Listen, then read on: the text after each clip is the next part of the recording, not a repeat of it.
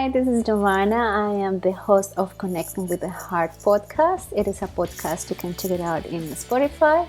Usually in this podcast, I talk about things that are of inspiration for me. It could be books, it could be phrases, quotes, a movie, etc. There are a few episodes already online, so check it out. And within that podcast, I have a segment called Connecting with the Heart interviews.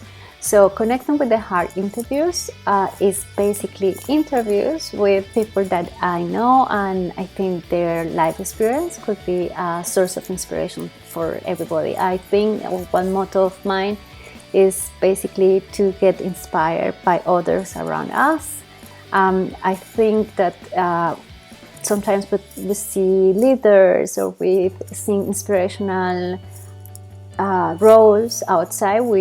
We think that they are a bit too far from us, but in fact we have to look around us and we will find like beautiful treasures and people that can teach us something. So in Connecting with the Heart interviews, I will be inviting guests that will share with us their success, their struggles, their motivation, and their life story. The aim is to inspire you, make you laugh, make you reflect, and about the human part, and make you feel that you are not alone. I hope you enjoy it. Bye. See you in one of them.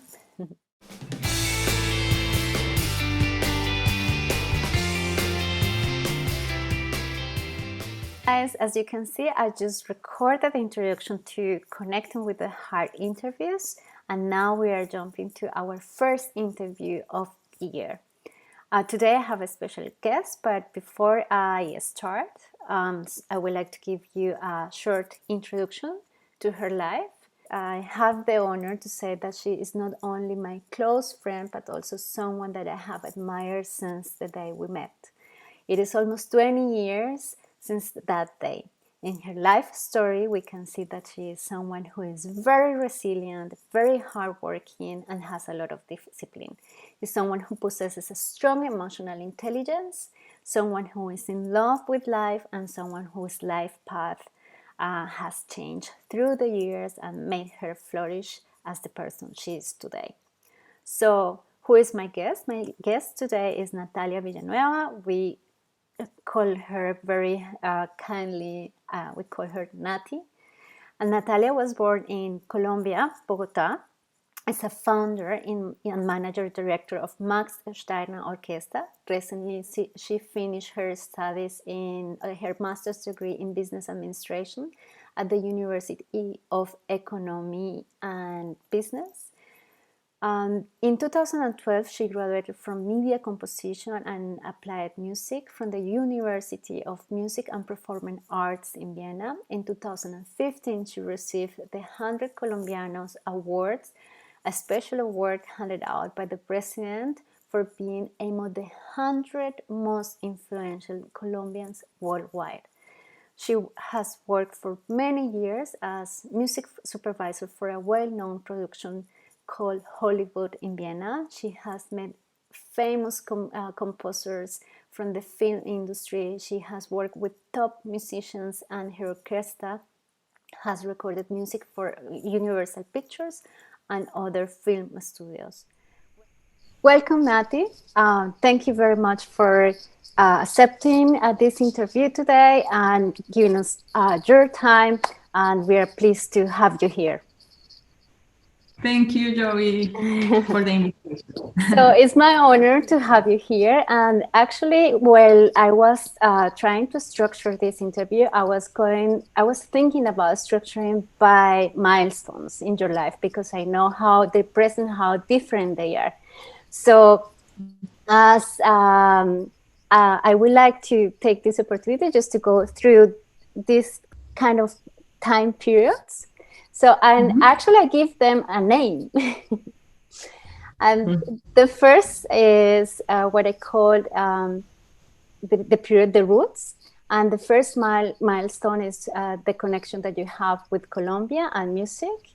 And my first question to you is, what does it mean Colombia for you? And how has being born and raised in Colombia has influenced you as the person that you are today? Well, it's obviously a very, very important part of my identity. I consider myself 100% Colombia from Colombia. And even though I live in Austria already 18 years and a half, every year that passes, I kind of become more Colombian. Like the roots get more basis the more years I am away. Um, I love many things about the way we think in Colombia. Maybe I can extend to Latin America. The spontaneity and happiness and everything. It's a reason to make a celebration, and the contact with people and how you get very close very fast with many. And I feel very fortunate to be part, to have been raised in that environment. So how these roots help you to be in Austria? Well, first it was a barrier, because at the beginning I thought that the way I am is wrong. I should be different. I need to adapt to here. I am too loud. I hug everybody, and people are like, "What is the matter with you?" I was like, "Sorry, give me the hand." I thought I was too much. So first I repressed who I was and tried to adapt, till a point came where I was like, why do I need to fake who I am? If I am loud, I am loud. That's it. Obviously respecting people, if not getting to the limits to annoy other people, but we all have a very happy or loud or a celebration approach to whatever it is. Like, oh my God! But I am the same person. Not that I change where I am, but the perspective from the people where I am changes. So that's very funny. And I think people admire that a lot, when we really, show our true selves and really say, this is where I come from. And in Europe, will be like, oh my God, Yes, maybe it's too much, exactly. but they are Yeah. like, no one is like that. So Yes, yes. see, Yes. So it's better to stay authentic. It yes, feels better. yes, And then my first reaction was, oh, I should be like they are here in order to adapt. Yes. yeah, exactly. So my next question is about being in Colombia and music. So, how music became part of your life, and how did you connect with music, and what was your love story with making music, producing music, and organizing and everything around music? Well, when I was 5 years old, I wanted to play piano. There was a piano in my house when already there. So I was playing, and my grandmother had a lot of interest in someone playing an instrument. And she has tried to motivate my mother and my uncle, I mean, her, her sons and daughters to play an instrument, but it didn't work. And I was the granddaughter, and she was like, maybe it works with my granddaughter. So it worked. And of course, I also had my father family. They are all musicians. They have the music and the artistic talent. So my grandmother thought, well, maybe it will really be something with Natalia, because she has the blood musical music in her blood, and if I help her. So I started learning piano, and I loved it. I love the Disney themes, the Lion King, and those happy the happy music was very interesting for me, so I started playing. I also really liked Mozart and Beethoven when I was little, and I was playing the little things that kids play from the, of course, the easy versions, not the real versions. My grandmother also wanted me to play Colombian music, like the folklore, boleros, and that kind of music to entertain her parties. So I also played Colombian music and the boleros, and but I never, when I was a kid, I never thought about studying music. But I wanted to be able to compose how the I wanted to connect with a lot of people through music. I didn't know how, and I saw music was connecting people with themselves, and I felt like the my when the skin goes like, yeah, Yeah. goosebumps. Thank you. Goosebumps, yeah. Yeah, and I was like, oh, how does that work? What has music that makes the us feel like that? And then I started with 14 making separate course at the University Javeriana in Bogota. They had a program for children and teenagers.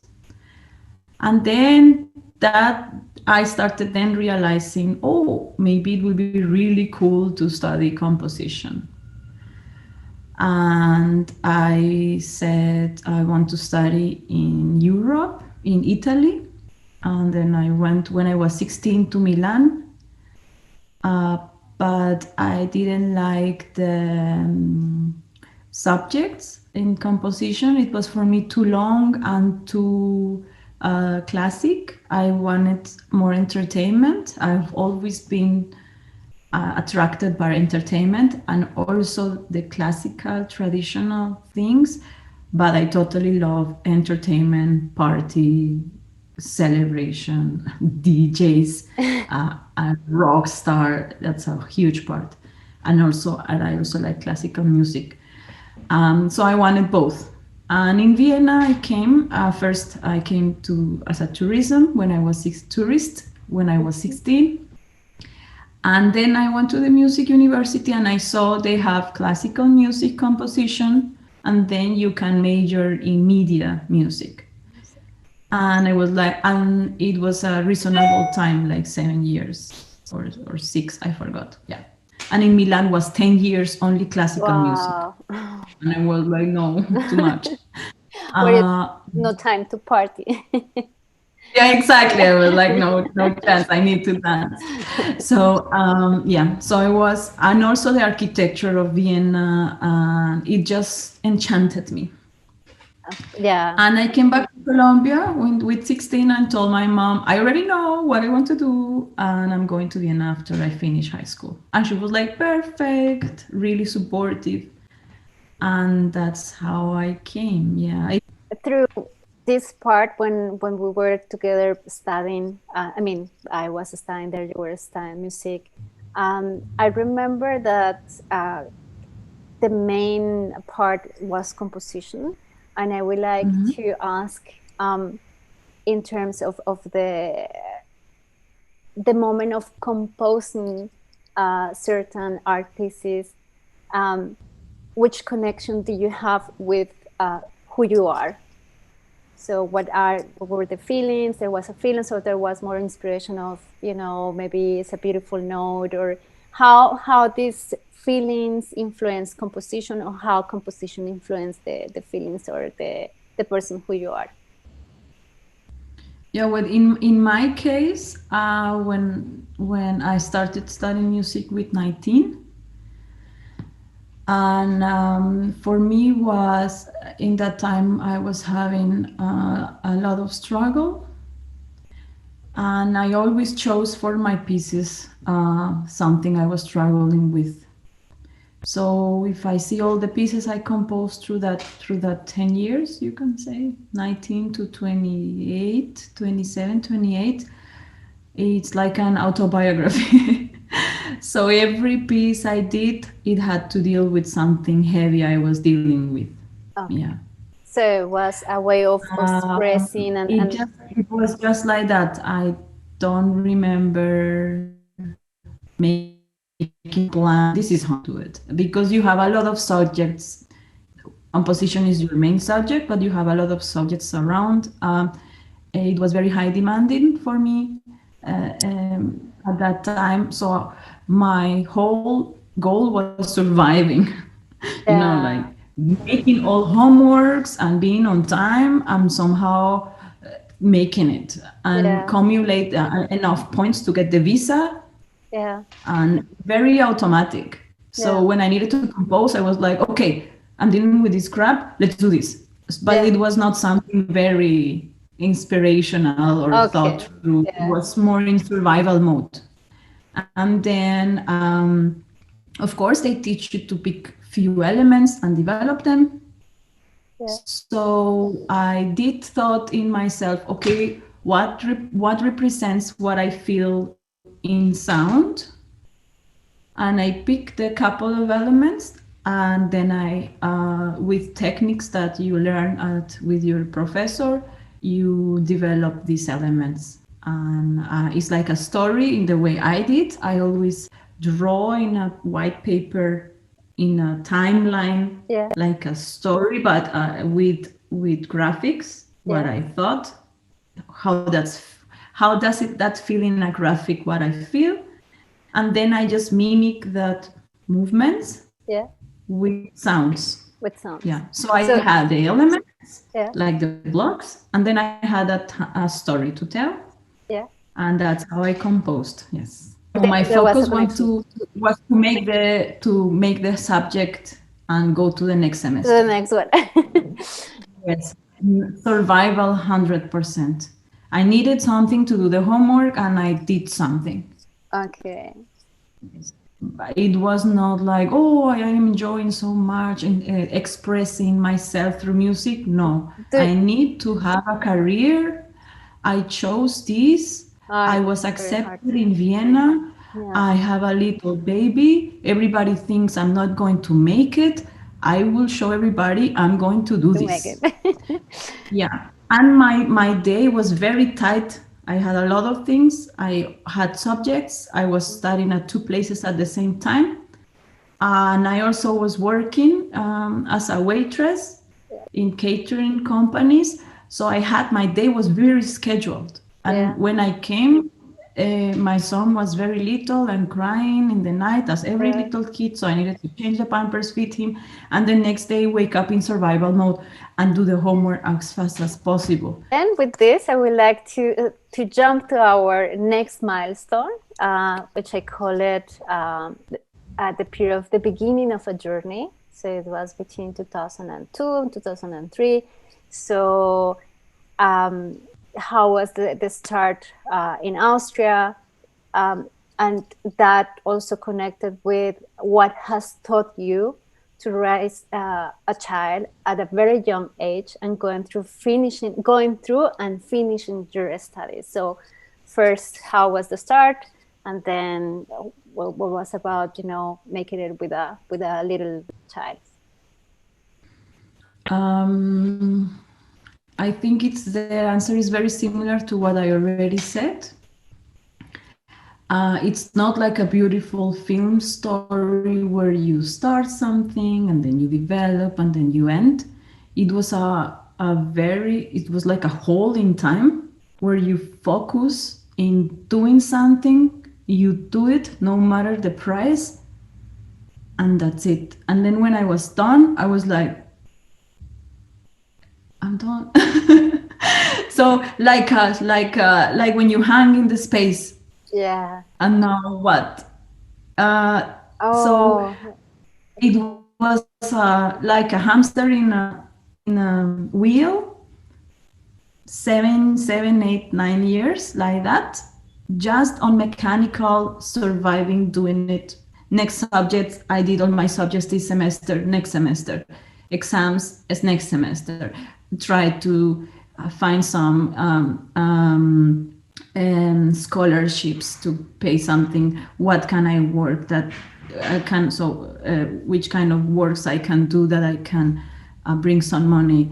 I need to finish this, I need to bring some money, I need to finish it, and like that, like a hamster, 7 years. So the beginning was learning German, Yeah. and I was not pregnant during that year. And in that year, I prepared myself for the exam. The year of the exam, I was pregnant. But the day of the exam, I didn't tell anybody that I was pregnant.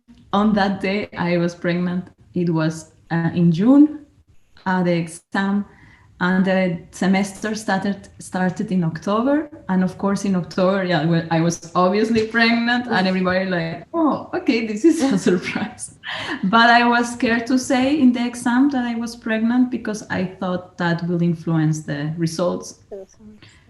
So I thought I don't want people to know that I am pregnant. I want them to evaluate me as I am without more information. So I got the place at the Music University in Vienna. And in October, when I started, I was with a Surprise! very big, yeah.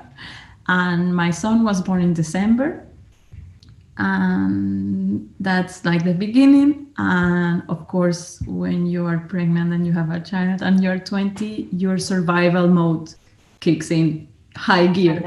Yeah. And I stayed in that high gear for 7 8. Seventh year was it was when my body when I was 26. Yeah. My body started saying stop.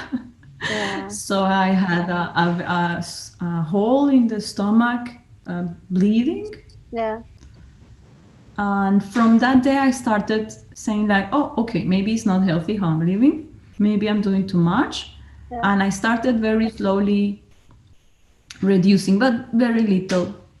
And I finished then my studies, and I was very happy that I've done it. And I show everybody that I can, because everybody said you ruin your life because you are pregnant. You have ruined your life because you have a son. And my warrior archetype was like Which is on high. Which is what we Yes. love So and admire from you, Natalia, and that warrior archetype. I think our surroundings, our friends circle, we are all together. Think that you taught us a lot through those years, and seeing you how your warrior, your fight mode to do it, or to finish, to achieve it, is a dream. And this is what we admired, actually, from you. thank you. Yes. But I have to say that during this period, I have to highlight that you also got a lot of scholarships. It was not only working, it was not only making it through, but it's also making it with the best resources and the best you can give to it. Yes, I remember when I graduated, the university sent me a letter that I have won a prize for the best student of the year. When you graduate, they pick from the people who graduate who's the best, and that is a prize with money. And I remember in that moment where I opened that was a very impacting moment for me. When I opened the letter and I read that, it was like a letter saying, all what you did, we are appreciating. And I had a lot of flashback from a lot of things that I have experienced through those years, coming late, baby crying, not sleeping, making the exam, being confused. Like everything came to my mind like that. And I was like, whoa. And so I started crying a lot. And I was like, whoa, somebody noticed it. Because I was very strict with myself. I always wanted to have the best note, and I did it. So I was always very, very nerdy, and I wanted to have in Austria is the best grade you can have. So wanted to always have one, and I did it. But this Yes. is So this my how do you say the the average average. Mm. grade- my average grade was 1. That's why they gave me that award from the university, and you have a celebration, and they give you the award and they give you the money, and the director congratulates you. So that was like, wow, this whole crap was worthy somehow. Not only I have a diploma to show everybody like I did it, I also have an appreciation and a thank you and a recognition Yeah. from the university, and that was very, very, very healing for Yeah. me. But Yes. I think that the healing part is not the external recognition. I think when you are in such a hard working mode and a warrior mode and being so strict with yourself, that you recognize yourself all the work that you did. And I think that Yes, I was remember. I the remember mirror. talking with you. Actually, I remember a conversation we had because we were raised very Catholic. So it was always thank God, thank God, thank God. Yeah. And I remember that day telling you, or you told me, I don't know who told who, oh, I got this prize, thank God. And then we both make like click, thank me too. I mean, I did it too. I think it was So me. maybe I should start seeing what I do Yeah. too. I mean, Yeah. with all respect Yeah. of for the religions, Yeah. that was the first moment I recognized I did I it. did. And then when we listen to the outside, they're like, "We are proud of you. We cannot believe it, no?" And we need Yes, these moments just to reflect. And it's not about really finding recognition outside, but it's really having recognition and being very compassionate ourselves yes, yes, internally. And I yes. think this is also that we saw through our life story in Vienna and the hard times of studying and working. And with this, I also would like to ask you, what would you say to someone younger today that is going through the similar experience that you had during that period? I will say, as a rising child mother, studying, trying to show the world that you can make it. So, many people in that time period was saying, "Oh, with the child, everything is too hard, and you're not going to make it." So, with all your experience that you had and showing that you made it through, what what would you, and someone who is in the same position as, like, please give me some advice, which advice with your experience would you give to that person? Wow, difficult. Because when you're in that mode, uh, it's difficult to listen. You can tell her that. If I had Exactly. someone who came and tell me that, I would completely ignore what they tell me. Like I had people that you're doing too much.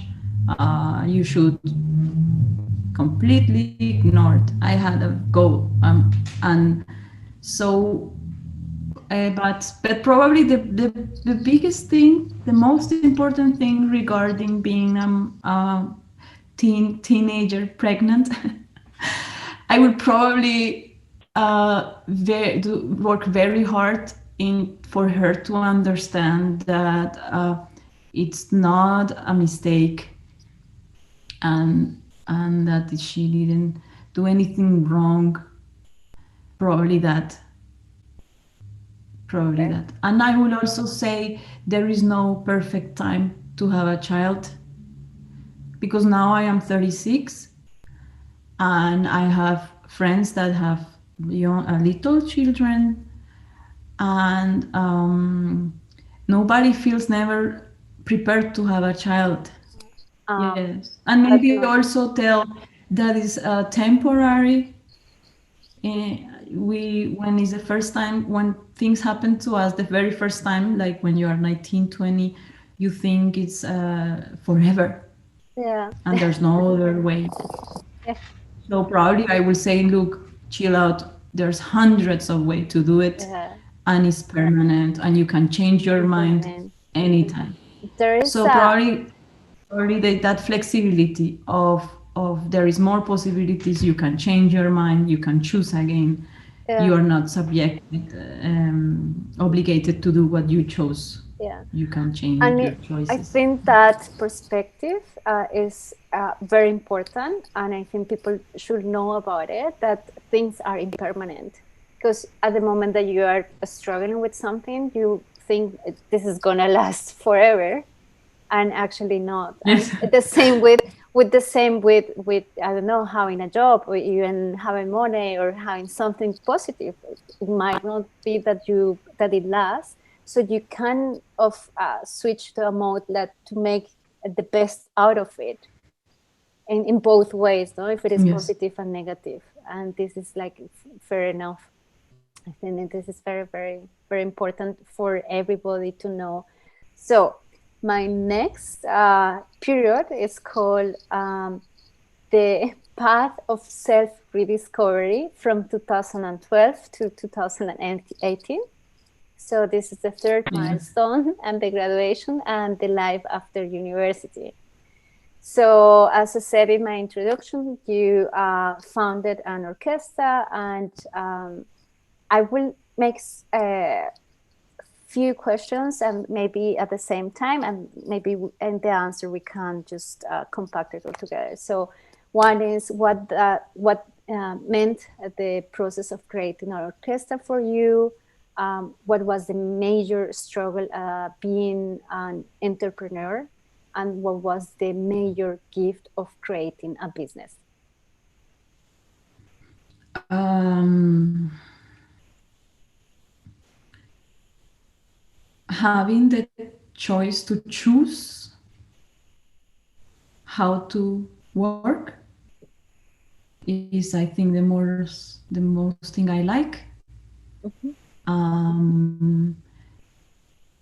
Um, what was the questions again? The struggle of being an entrepreneur or Struggle? creating No, I business. mean struggle. There's things you need to do when you do a company. You usually a lawyer knows what to do. Then you do it. Yeah, it's a lot of Paperwork. paperwork, and when you don't know what that things mean, you just inform. No, I don't. I wouldn't say a lot of struggle.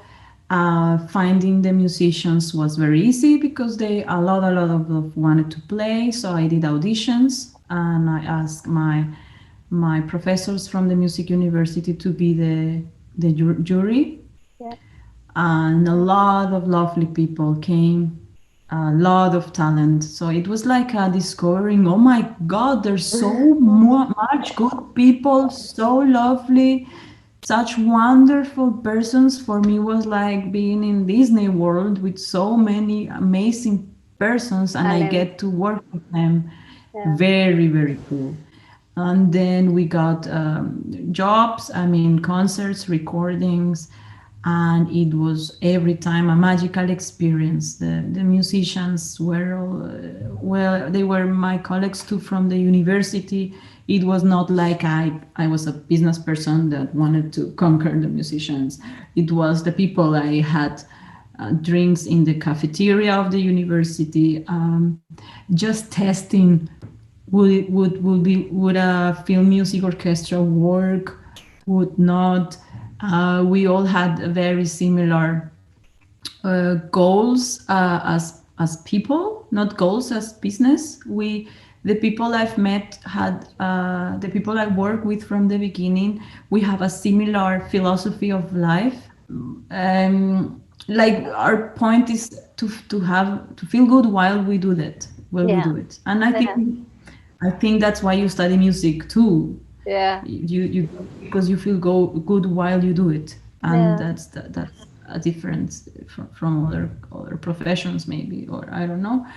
So it was really cool, and the struggle was like, why I'm not making any money? There's something I don't understand about the system.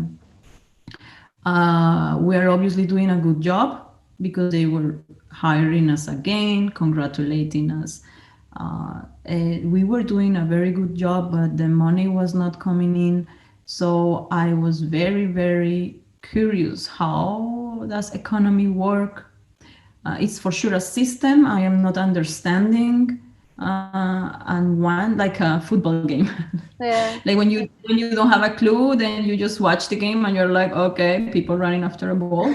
But when you know what you really enjoy, and then you can say, oh, let's put this here and let's put that there, so it Yeah. starts being. So I think it was just not knowing how business work, and that's when I decided to do a Master of Business Administration, an MBA at the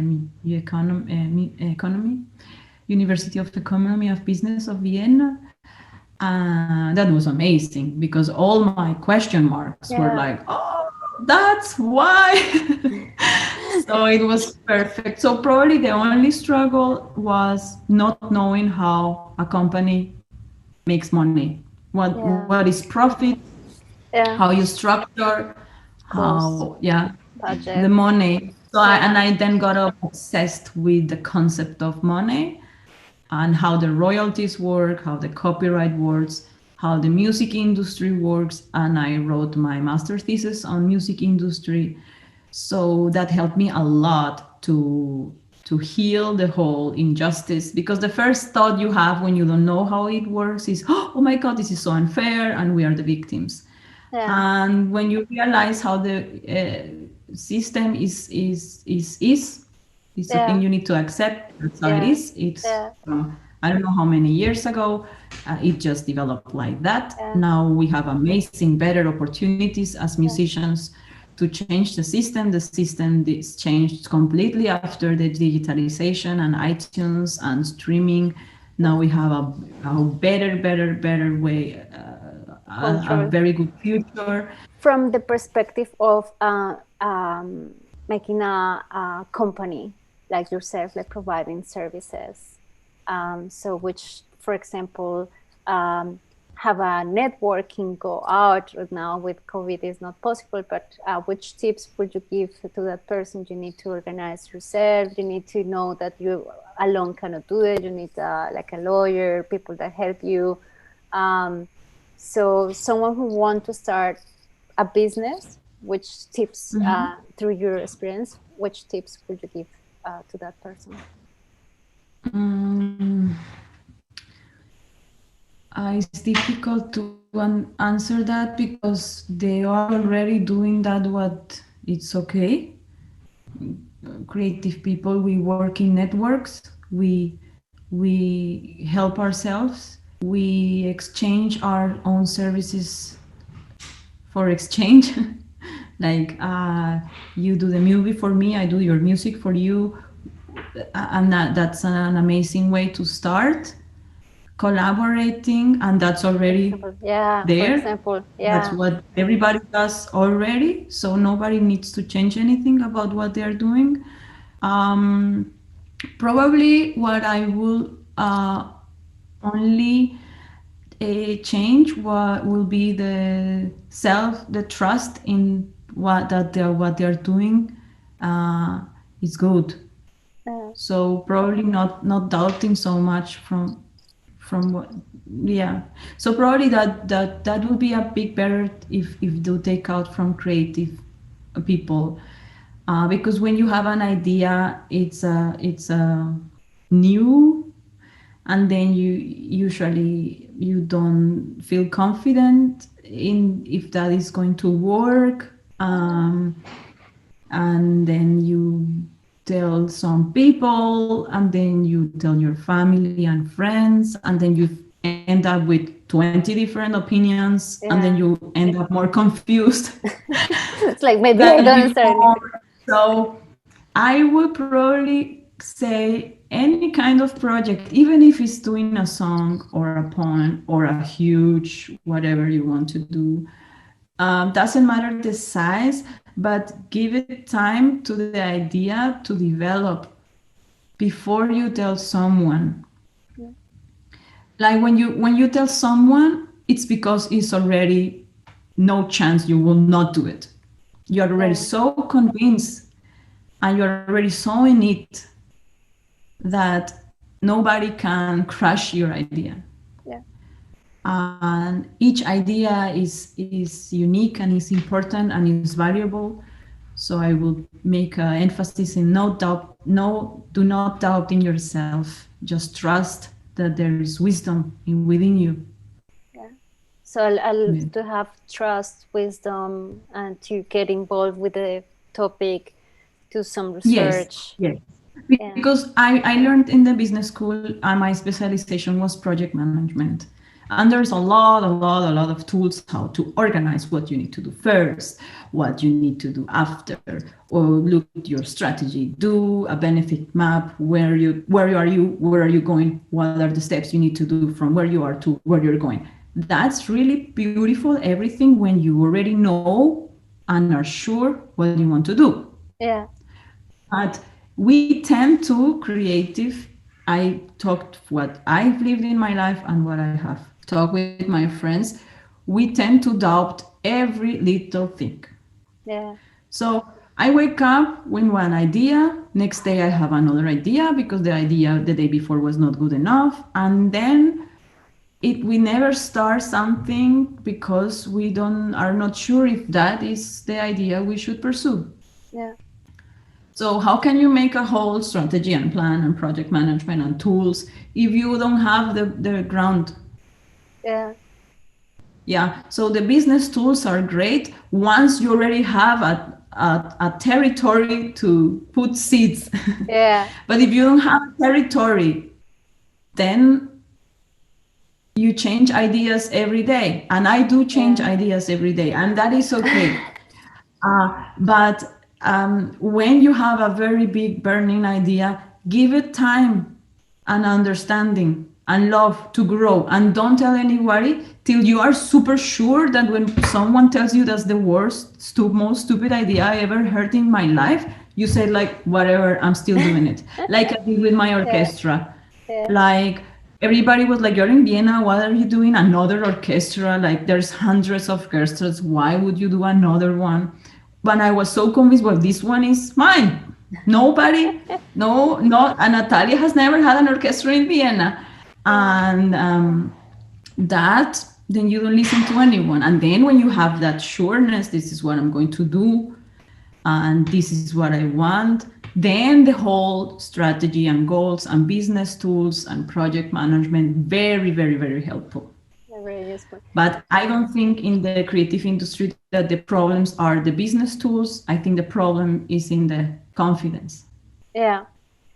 And that's my question related to that. So from the seed, which is the thought of having a business idea or a project idea, to where you reach the tools, which skills, which elements would you put there to help that person to mature the idea of the business?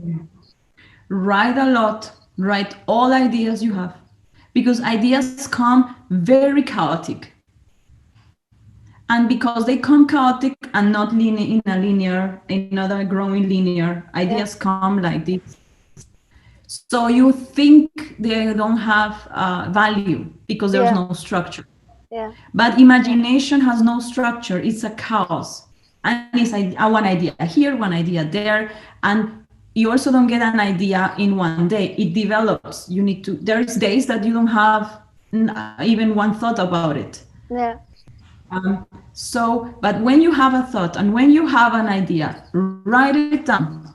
It's almost always that you won't do that what you wrote. But that inspires you to write something else, and write something else, and write something else. And then you start recognizing like a phase of something, and then you start structuring, then you write a mission statement, philosophy, what would I like to do? And then when you are already that far, you start thinking, okay, which aesthetic, which colors, how do I want to present myself? Who is my target? And then you already start going in business tools. But first develop the imagination and be aware that it's not linear, it's not logical, it's not structured, it's chaotic.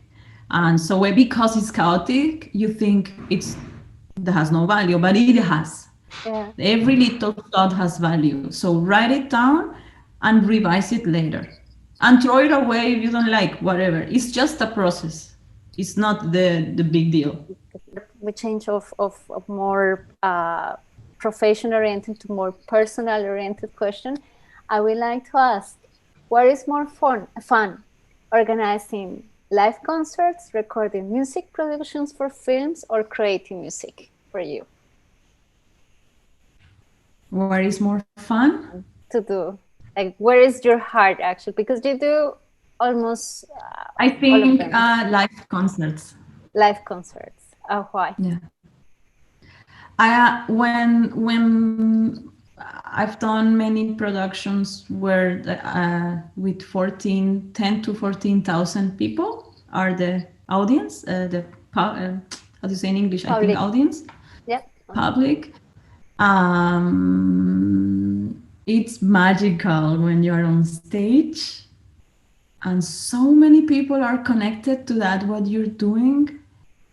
It's very magical in that moment.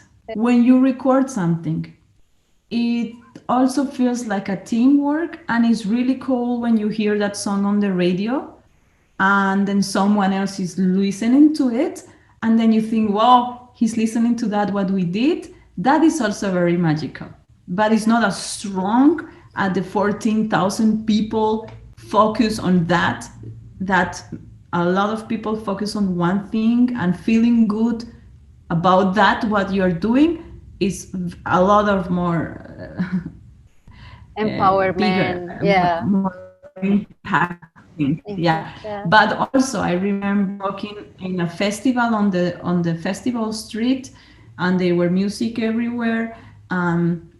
A person was like, I don't know what they had, whatever, and she was dancing to the music, and we recorded that with the orchestra, and that felt great, like very cool. So I think what I like the most is to see when people connect to that what we recorded, and I think that's the most fun of it. But doing it, it's sometimes very very hard. Stressful. Going through the process of doing it. And yeah, I like when I see other people connecting to that, what I did. What I didn't did it alone, of course, the whole orchestra and the whole team. But you feel you are part of that bigger picture. Now we change to a little bit more personal question, and it is, around this time you went through a divorce. So what did it mean to you going through the divorce, and for you, which tips will you give someone who is about to start a new life? I would say the same as I said before. It's temporary, and there is an amazing life after that. So not seeing it so eternal and existential, like forever. Now I will not find anybody ever again, and I will not have another family ever again, and that was it. And this tragedy, I will take it more loose. I know it's difficult to take it easy in that moment, but I would probably say there's a lot of amazing things that you will experience, and they will come for sure. So not trying to make them understand that it's a temporary, and then it will stabilize after, and then they will discover a part of themselves that is amazing. And what was the worst thing for me in that time? Not knowing who I am, losing the identity completely, having put my identity in a family, and thinking that that is eternal. So it's like you have a castle you have built, and then everything's poof, Mm. in very few time, very little time. So that loss, that identity loss, like, and now what? Like being lost. That's it. That's the word. So that was the most difficult part. But then you find ways, always, And always. that's what I would like to ask. Which ways or which tools would you uh, give to someone, or would you recommend to someone to build up a new identity? When I decided to divorce, I told my mother, okay, I'm going to divorce. This is a reality. And please find me a psychologist. I cannot do this alone. I need guidance. So that's it. And then I had the first session with my psychologist. It was a woman from Colombia. For me, it was important to be in my language, in Colombia, in my culture. I was living here in Vienna. I have always lived here in Vienna. It was always in Skype. And the first thing she explained me was how to explain my son. And she Important. explained me a very beautiful thing. She told me to explain it with Play Doh, with different colors. Explain him that mom is yellow, dad is blue, and then mix both Play Dohs together, make the color green, and then tell him that even though we will not live in the same house anymore, he will always be that, and you cannot separate the green from the yellow. Hmm. The blue from the yellow. It will Yeah. he will always be a mix of us, and we will support him. Yeah. So I did like that, and I felt I'm doing it right because an expert told me how to do it. So the psychology was for me like my confidence. I'm not doing it wrong. She told me how to do it. She's a professional. Yeah. And then I had a problem. I don't know what to do. I asked her how to do it. She told me how to. I did it. She told me how to. I did it. So it was everything they told me. Everything she told me. I did it, and I did it, believing that is The the best. correct way, Mm. and that I have a supervisor, a life supervisor that is leading me, and I just was welcoming the guidance, and I did step by step. What she told me to do was not easy.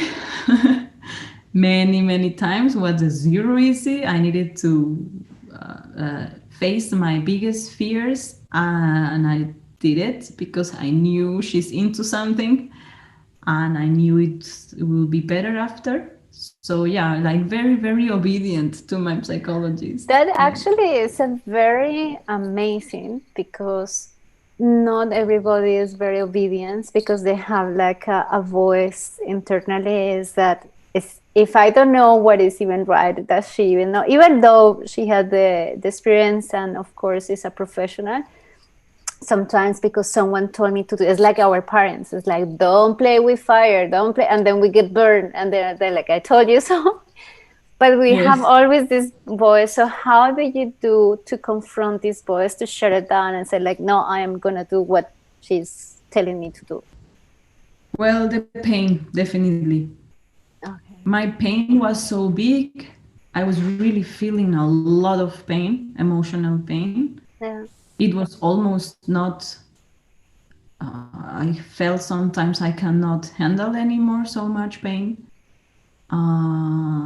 So the pain triggered me to do anything. Like, what should I do? Do that. Okay. Yes. And I did it. Of course, I was shaking from fear, but I still did it. I called people what I needed to tell them, or do things that I needed to do, or Mm. write letters to myself, open the Pandora box to things I didn't ever wanted to open, uh, admitted things about my childhood that I never wanted to admit, talk about things I never wanted to talk, and I just pushed myself to do it because I believe that if I do that, I might be feeling better. Because what there was no alternative. Yeah. Feeling that bad was not a choice. Yeah. It yes, so it can only be better. So Yeah. it was a little bit a no choice situation. I only had the choice to do that. Yeah. So it was as well that making the choice to be truth to yourself as well. I think that was on. Well, no, in that moment, No. there's no, it's survival. I want to feel better, Yeah, period. that's true. What should I do? That's true. No, a lot of thinking, zero thinking. Just I want to feel good. Tell me how. Yeah. Okay, you need to go to the moon, and then you need to pray to whatever. I do Okay, I will do that. it. I do it. Whatever, like I totally shut down my logic and whatever. Like, tell me, I will do it. And she's an expert, so I believe in her. So Yeah. probably that trusting that she's really going to help you, Yeah. Yeah. and then do it. Putting all your logic aside, all what you have learned aside, and just focusing on feeling better, and you do feel better very very fast. So Yeah. I felt more confidence about doing that. Oh, this thing works. Let's do Yeah. this, and experimenting. So I always felt better from the first day. I felt better. So I started feeling better and better and better and better and better and better. So what do you think that helped you to cope with it? Like, let's say, to have an, first to ask for help, and then second was to have a open attitude. So do you think that there is other stuff or other things that a person can think of in order to, go through that process, like more, not that hard or not that I think the heavy? first step is having another human being face to face, Yeah. validating your pain Yeah. and taking your pain as seriously as you are feeling it. Yeah. Because when you saw my life from the outside, oh, very successful, you have blah blah blah, and then you say, no, I don't feel so good. Ah, come on, but look at the bright side. You have a Yeah. health, you have a Yeah, which beautiful is what son. You everybody have tends to the do. sun comes out every day. You are a young woman. You are beautiful. You have an orchestra. You have a whatever. Yeah. So they minimized the pain, and you're actually feeling a huge thing. I realized after, because I am also high sensitive, so it's Yeah. bigger, yeah, than Yeah. other ones. Yeah. But okay, then I should not feel this. But so the very first is another human being, another face, validating what you exactly feel. Yeah. That's the beginning, and then you start trusting this person because you know she gets me, she understands Yeah. my pain, Yeah. and she validates the important is important for me, Yeah. and This is very this is special. real. Yeah, and this is Yeah. very special, I think, because usually we tend to tell to our friends, yeah, you have that, but everything is gonna be tomorrow, and it's okay. It's just a little thing, and then you even talk to other people, and they say, and there are concepts of, transform your feelings and feelings they don't serve, and actually feelings are very important because it's like the Yes, guidance very. of the soul.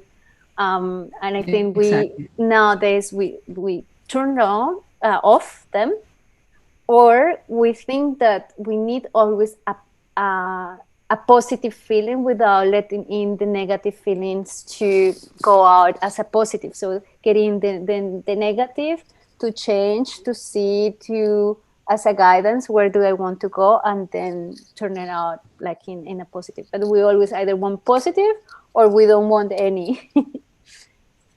And this is I when don't we even switch think off. you need to push yourself to make them positive. I think once you have felt understood Yeah. and validated, it automatically goes. You don't need to Yeah. do any effort. Yeah. Automatically goes Yeah. better. It's Yeah. just that point of understanding, and that's it. Yeah. It's very easy, actually. Yeah, we change to our next for milestone, which is after 2018, and I call this period the new me, and Yes. finding balance. And I want, because you actually said also a few moments ago that you are incredible emotional intelligent, but also is your child. So I want to ask, what tips would you give to a family who has an emotional intelligent child to cope with that? Because it's not easy in the school, in social environments, to accept that someone who is emotionally intelligent, because the feelings they become stronger. The perceptions are like, it's like a musician when has a More perfect detail. hearing. Yeah, it's detailed. So you kind of find it like very big or very strong in both ways, the positive and negative feelings. So which tips would you give to a family who has an emotionally intelligent child, so they can cope with him, Well, and he it's can the cope with the same. environment? The same. Validate what he's or she's feeling. Yeah. Not minimizing. It will be better, or take it serious what they're feeling, because feelings are real. Yeah. Yeah. And then once you do that, it gets better in the second, especially with kids. Yeah. Once you take their pain authentically and seriously, they start playing something else, and you're like, that's it, and I need like 2 hours of therapy. So they are very, very easy. Yeah. Childs are very easy once you validate them. Yeah. If you are tell them, what are you crying about, there's nothing to cry about, they are super confused, because they're Yeah. thinking, wait a second, I am feeling bad, she's telling me it's not feeling bad, it's my mom, I should believe her, so maybe I Yeah. shouldn't believe what I'm feeling. Yeah, Yeah. so that's the tricky part. But if you take them how they are, uh, not like, there's a feeling, get it out. Everybody, call Hide the fire, it. there's a feeling in the house, there's an emotion in the house, call the fire department. So if you don't have that reaction, it's like, okay, it's completely normal, Yeah. and tell me how you feel, Yeah. and that's it. Yeah. One of the biggest interests that we have in common is about spiritual growth, and we are always exchanging ideas about books, videos, people, anything that make us actually reflect internally, and make us feel connected, especially with source. So what does it mean, spirituality, for you, and the connection with source, with God? Okay, for me, it's having a reference system that is zero or neutral.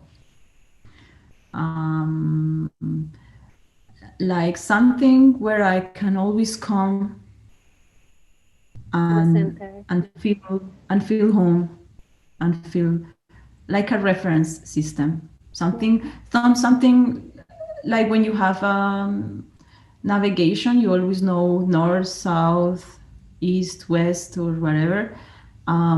When you have that, you can measure where you are, Yeah. and so it's okay to go everywhere you want to explore, and have fun, or not have fun, or whatever, and then having a reference, whatever the reference is for you, God, Jesus, Buddha, Muhammad, or my yoga teacher, or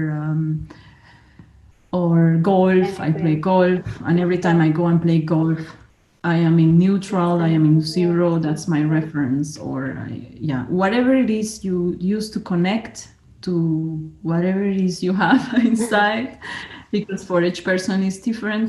I think that's like an internal compass, like a reference point where you can always come back. And How do you cultivate that connection? How do you know that you have it, but how do you, after so many years of experience, after so many experiences that make you grow with pain, with actually as well with gifts, with everything, with success.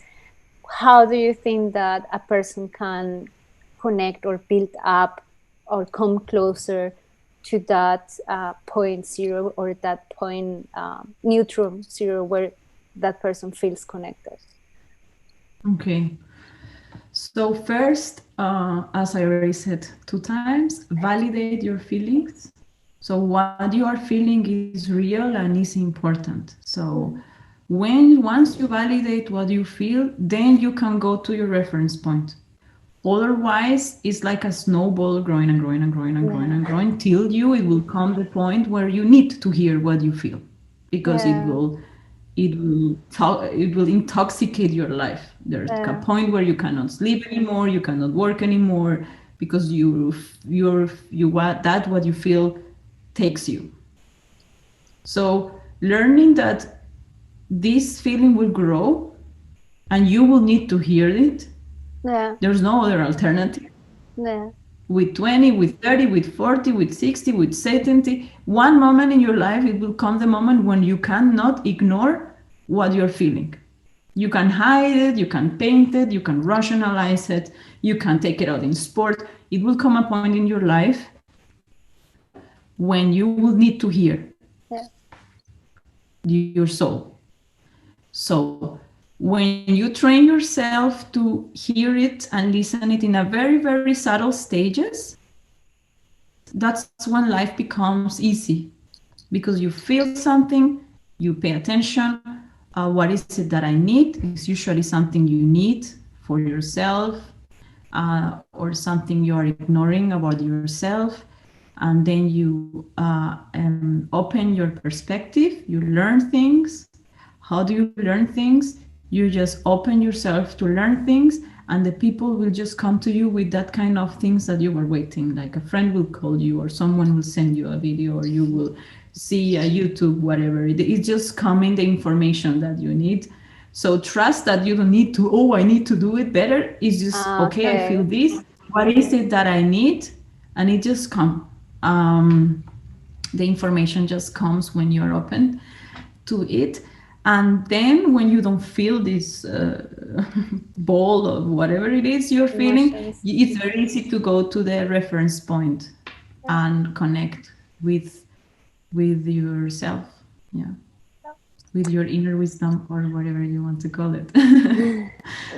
Do you have a beautiful project called Homecoming Holistic Health Center? Yes. Please tell us about it. It's connected with something that you created after 2018. And it's Mhm. very interesting. And the focus is also on healing the inner child. So please let us know what it is. Yes, so I have I've been very passionate about these topics of how to feel better. And probably my passion to feel better came from feeling very crushed. What else? And yes, so, and not only to have like when you have a very difficult thing, or a huge accident, or a very difficult illness, it's very popular that you have help and whatever. Yeah. But when you have a seemingly normal life, but inside of you is not okay, it's not so popular to get help, because Yeah. you are like, okay, it's not that bad, but actually it's growing here like a volcano. Yeah. You don't have the probably you're ashamed to ask if it's not that terrible. Yeah. Yeah. So probably I that what I want to do with homecoming is to come home to this reference place. That's why the name is Homecoming. And I would like to experience others people experiences, and hoping they can take something from all the techniques and tools I have applied to feel better. So very simple. I have learned a lot from a lot of mentors, I have combined them and integrated in my own way for my own life. And now I want to see, first learn from a lot of other people, and maybe it helps to others to feel better. So why I'm doing this? Only because when I do it, I feel really good. I will see where it brings me. But the first intention is I do it and I feel very good when I do it. And I feel very good talking about these topics, and I feel incredible. Uh, Also looking how other people do it, because I only know my experience. Of course, my psychologist tells me other cases, and I read books about other people and how other therapists do it. And I have also have certifications about this. Right now, I'm also doing a spirituality certification at the University of Vienna, Sigmund Freud University of Vienna. So I am also taking an academic path in this topic, but I come from an experiment. I come from the experience. Yeah. Yes, and I am implementing with theory. Also, the thing that I know it's possible. Like Yeah. when I was feeling so bad, I thought it's not possible. That I don't have a chance. I will always feel like that. And I know it's possible. So I want like to tell everybody, don't worry, you can totally feel amazing. You will feel amazing. Don't worry. So I want to like I know. So I want to share that. Yes. And what are the techniques? Would you tell us what did you learn? Which Ausbildung, I have it in German. What was the training about, and which techniques they are that you use when you have how to say, a patient, a client? Client. A client. A client. Yes. So you can see on my website. I'm going to link the website in any on the places. Yes. And then is very simple. I have the philosophy of Louis Hay. Your thoughts create your future. And combined with Wayne Dyer, when you change the things you look at, the things you look at change. Sorry, I said it wrong. When you change the way you look at things, the things you look at change. So that's the two of my philosophies. And then I observe in like the scientific method when you learn in high school when you're doing biology and you do an experiment. So the scientific method is observation. So observe what be aware of what you feel, catch every feeling. Feelings are very easy to catch because you just feel crap. So you do zero effort, but then you need to observe what I'm feeling this, and not analyzing every little thing. Just be aware. I feel crap. Sometimes when I feel crap, I go to the I'm going to the shop and buying dinner or whatever to the supermarket, and then I just repeat myself. I feel crap. I feel crap. I feel crap. I feel crap, and then it just goes. So not making a big deal. They just go, come and go. Like Louise Hay says, like clouds like soft clouds in a summer day. So that's my method mainly. Each situation is different, and there's different tools for different situation, and not every tool works always for the same situation. It depends of many other things, but mainly observe what you're thinking, what you're feeling, and just raise the awareness, or what is your inner world and what is your inner dialogue. And how you treat yourself, but that is the inner dialogue. So my next question is, I read a phrase actually recently, and at that moment I have to think about you, and it is, when you listen to your wisdom, all is perfect. So, what are the tips? I knew, I knew that it's gonna go in line. So, what are the tips to listen to your own wisdom or intuition? Which tips would you give to other people? The same. Sisters. To what you feel. That's the wisdom. Or even you do think that's the enemy, it's actually the wisdom. So when we think of wisdom, we think it's like Jesus stuff, very far away, or Plato, or like super spiritual, on the cloud things. But actually, it's the pain that has encapsulated the wisdom inside. You just need to let it open alone. And how do you open alone? Validating how you feel, and being compassion with yourself, being loving to yourself, and it open alone. And then don't try to, I'm feeling better. What is the answer? The answer comes in the 2, 3 days, 4 days Mm. after, from alone. It Yeah. just dissolves itself alone. But after you heard your inner wisdom, which is masked in pain. Yeah. Yes. So we're in our last part of our interview. So the first part was the main interview, and I have another 2 segments. So one segment is just very fast. I'm gonna ask something, and then you can reply. And then the last segment is friends and family want to know. And I have a few questions that a few people sent. So I start with the segment silly questions. So who is your inspiration? Okay. Louis A. A movie that you love and why? Probably the Disney magic. Disney Yes. magic. The magic parts of many Disney movies without the other parts that I disagree, like Beauty and the Beast, the part when the whole table is dancing and preparing the dinner for Bella. That part is probably one of my favorite parts. Yes. Nice. A book that you Yes. like. Or the song of Hakuna Matata of Lion King Oh, when they're singing the Hakuna Matata is the philosophy. yeah. Probably that's my philosophy, Hakuna Matata. So that moment. So I have like scenes, but not whole movies. Yes. Nice.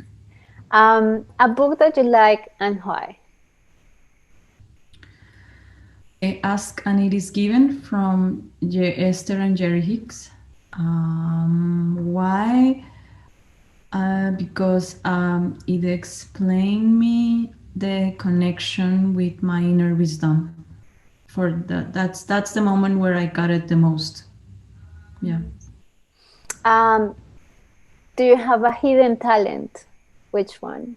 If you have one. No, No. my listen to my pain. That's the hidden talent. Yeah. That's a very good talent. Yes, I think it's the only thing you need to do. Yeah. Any quotes or any quote that you want to share with us?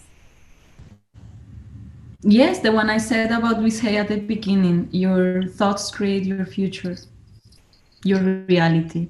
So, and now, your thoughts create your reality now. So, listen to you now, not tomorrow in a few seconds. Now, because now is where the power is. So, the power to listen and change is coming naturally. So the quote would be that, yeah. It's a very cheesy quote that everybody uses everywhere. But as cheesy as it is my quote that your thoughts create your reality. Yeah. And my last silly question is if you were 21 years old now, what would you tell to your younger self to prepare you for life? Life is supposed to be fun. Don't And take it fun seriously. No, do not take anything as serious as you think. It's nothing as serious as you think. Life is supposed to have fun, to be fun. Look for fun, fun, fun, and follow your bliss, meaning follow whatever impulse you feel that is going to be fun. And don't do anything you don't want to do. Yeah, very Yeah. important. Don't feel trapped that I need to do it because I already said. You can choose again. So, and my last segment is friends and family want to know. I have a question from Lusa, and Ah, she says, in difficult moments and or when a project is didn't go how it was planned, what is your inspiration to continue or to change the project or to deal with it? If something goes, let's say, wrong, where mhm. do you go to think about it? Yeah, I ask myself the question why I'm doing this, what's the purpose of doing this, and then how I want to feel actually, and then I adapt for the next project. I adapt the things that I think will lead to feeling that way, and we do till now. um, we do that.